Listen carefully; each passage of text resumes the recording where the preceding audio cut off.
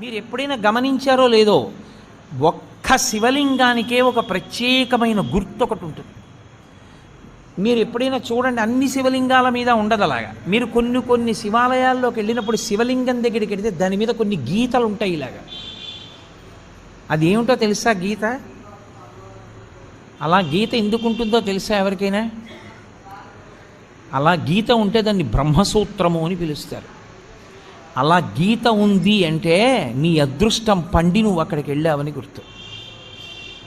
1000 మాటలు ఓ శివాలయంలోకి వెడితే నీకు ఎంత ఫలితమో, అలా గీతలు ఉన్నటువంటి శివలింగం ఉన్న గుళ్ళోకి వెడితే అంత ఫలితం.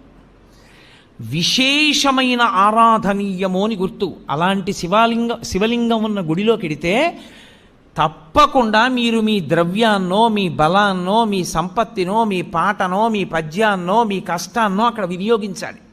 శివలింగం మీద